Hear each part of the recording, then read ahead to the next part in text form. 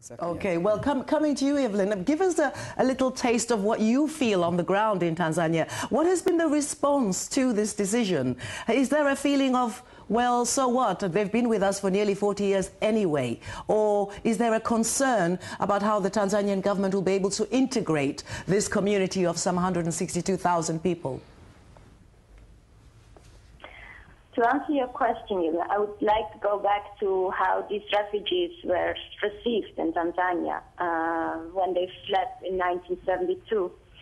The policy in that period was still to host refugees in settlements and give them a plot of land to live and to farm on.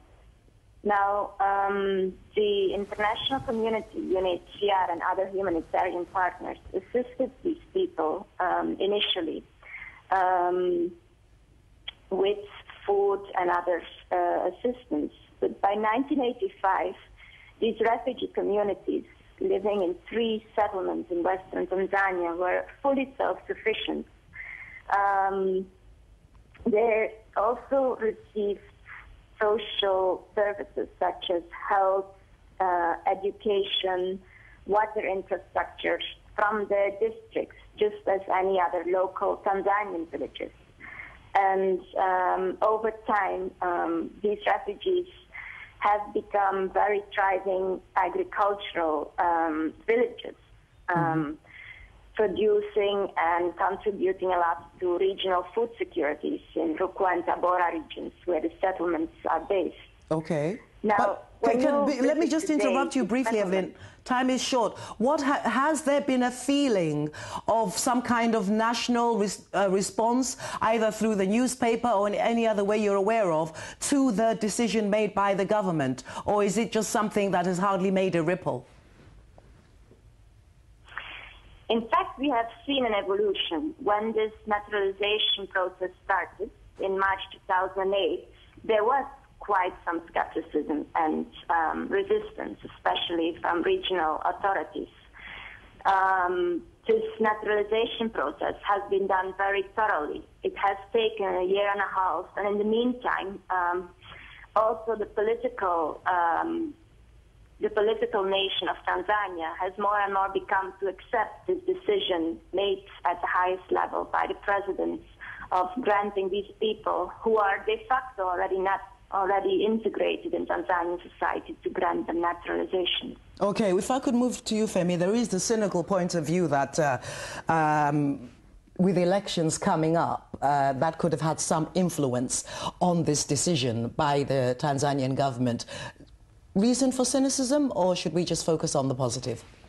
I want to look more at the positive side of things rather than feel that perhaps it's an election gimmick. Naturally, you know, there would be that kind of cynicism out there. But as far as I'm concerned, I think I want to see it as a positive move. I think the antecedents also show that Tanzania has been at the forefront of the issue of refugees, or at least it's been one of the countries that's been at the forefront in terms of the number of people that have been accommodated in there. Yes. And again, people who have lived in a country for 38 years, I think it was only a natural thing to do. Yes, yes. And a final word to you, because we literally have 1 minute. How would you summarize as a way forward to dealing with the problems of refugees? Tanzania seems to be an inspiration, mostly. How would you summarize a way forward for all African countries dealing with this type of problem? I think in the 21st century, we should revisit the covenants like the Geneva Convention. The OAU recognized that the Geneva Convention of 1951 was inadequate in 1969 and adopted another convention to deal with situations in Africa of mass movement. But that, it shows you by this kind of action of people getting naturalized after 40 years, that it's inadequate itself. So we should revisit those areas and see how we can deal with populations from neighboring countries and make it easy for them.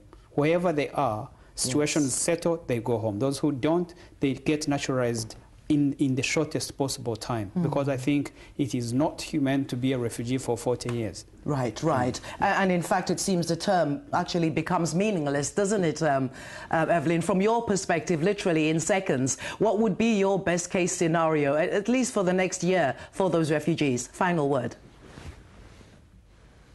That these people will be given their certificates this year and 2011 latest, and that they are given the chance to move where they want to with all the rights they have as naturalized Tanzanians.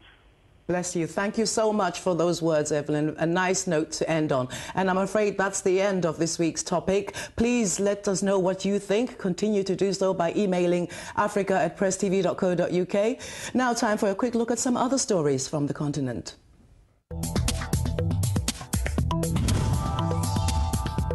The African Development Bank has announced its capital base is set to increase by 200%, giving it more capacity to meet the needs of countries on the continent, particularly low-income ones. The plan was disclosed at the 11th meeting of the Group Board of Governors Consultative Committee in Washington. Nigeria's Securities and Exchange Commission is to tighten its financial markets regulation, introducing stricter requirements on everything from corporate disclosure to capital raisings. Nigeria's stock market has been one of the best performing frontier markets in the world this year, but lax regulation contributed to a 70% fall in the stock market last year. South Africa has launched a new system that will facilitate the secure movement of tourists into and out of the country.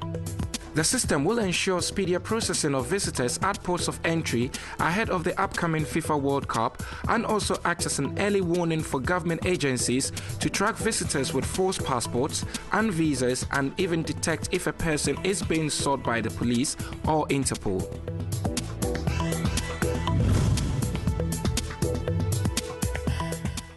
And with that news about better security for the football fans going to South Africa, many thanks again to all of you who've been sending comments to us. Email africa@presstv.co.uk, or you can text +44 78 0000 8086. Don't forget the messages will be charged at your local operator rates. A very big thank you to today's guests. They were Femi Okutubo, Dennis Katungi, and in Dar es Salaam, Tanzania, we had Eveline Wolfcarius. Thank you for watching. Please join me, Vuyiswa and the Africa Today team again next week.